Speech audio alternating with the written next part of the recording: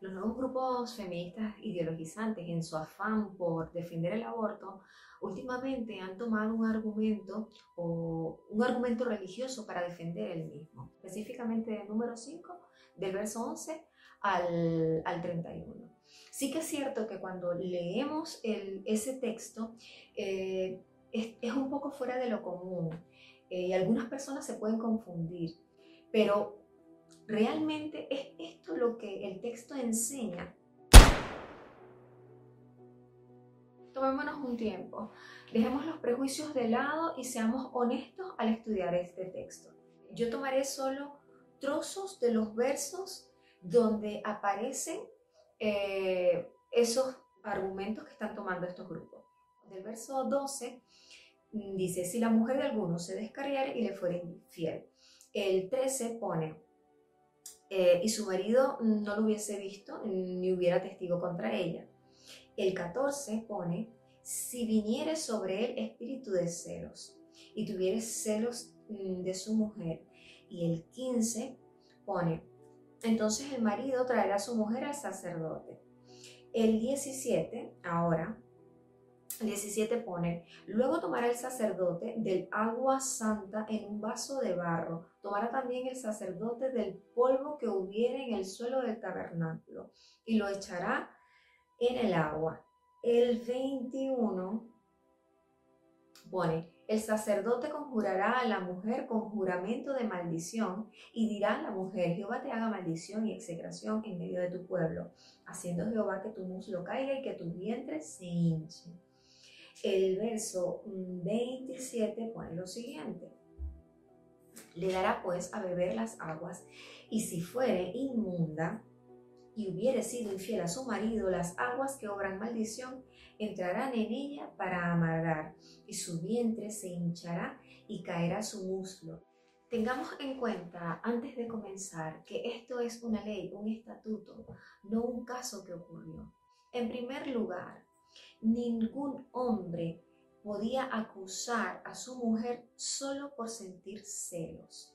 En el libro de Deuteronomio, en el capítulo 19, en el verso 15, una ley que no lo permitía así.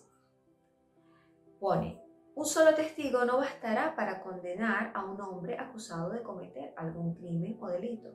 Todo asunto se resolverá mediante el testimonio de 2 o 3 testigos.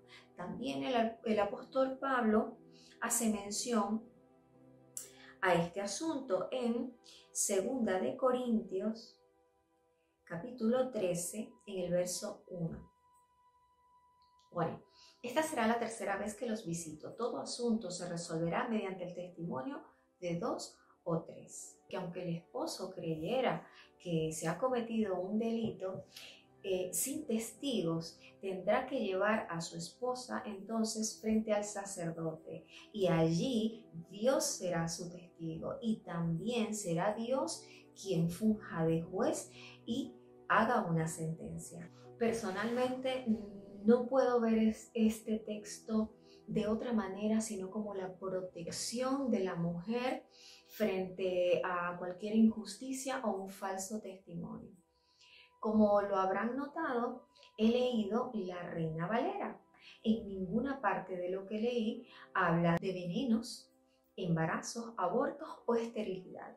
Y esto es porque no lo pone, no existen, no los menciona en ningún momento. Esto se debe a que esta es una equivalencia formal. Además de la Reina Valera, también leí la Biblia de las Américas, que es otra equivalencia formal. Es decir, ambas son traducciones literales. Ellas conservan el paralelismo entre los textos hebreos, arameos y griegos originales. Esto quiere decir que hace falta algo más y es una recomendación que les hago, es que cada vez que vayan a estudiar un texto bíblico utilicen varias versiones bíblicas, 3 o más de ser posible. Y pues yo, haciendo uso de esta regla, también revisé otras versiones como lo son la Nueva Versión Internacional y Dios habla hoy, y encontré allí la confusión. Y es que estas dos versiones son equivalencias dinámicas, lenguaje común. La NBI no es una traducción literal. La NBI, desde el verso 11 al 31 de este capítulo, brinda un argumento de que Dios permite un ritual abortivo. Entonces la confusión es producto de un error de traducción.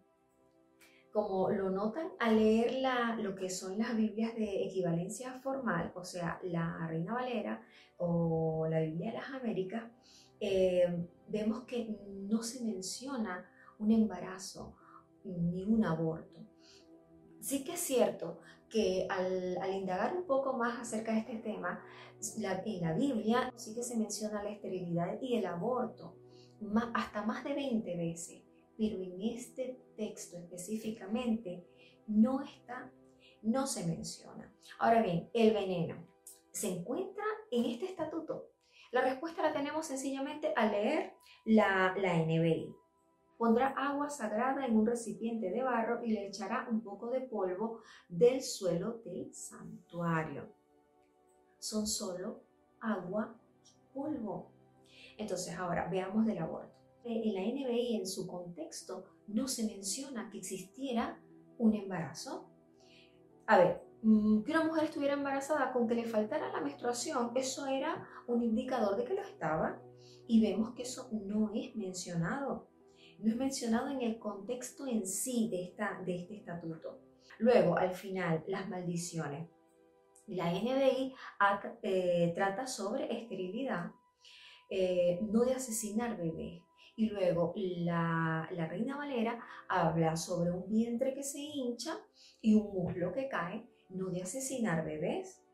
Miren, hay una gran cantidad de diferentes tipos de textos como la Mishnah, específicamente en el Tratado Sota del Nashim, que muestran la tradición judía de la interpretación de la ley y que enseñan que una mujer embarazada o lactante no puede ser sometida a las aguas amargas. Está prohibido. Entonces vemos que históricamente este texto ha sido tratado de una manera que la NBI no lo trata. Si somos serios, no debemos poner algo en el texto que el texto no pone. Hablar de pociones químicas que asesinan o causan la muerte de un bebé en el vientre de su madre, cuando en el texto queda claro que no es así, que es solo agua y polvo, es poner cosas donde no las hay, solo por apoyar una opinión o una posición o apoyar una ideología. Supongamos que trata sobre bebé, que no lo pone el texto, pero supongamos que es así. Aún así es Dios quitando la vida de ese ser, no una persona. Dios es dueño de la vida y de la muerte. Él puede quitarla y darla cuando Él así lo desee. Acá queda claro que la mujer se lleva al sacerdote y sería Dios el testigo, el juez y quien haga la sentencia.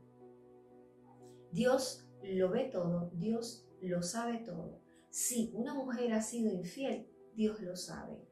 Y si entonces el hombre no tiene testigo de esa infidelidad, Dios sería su testigo.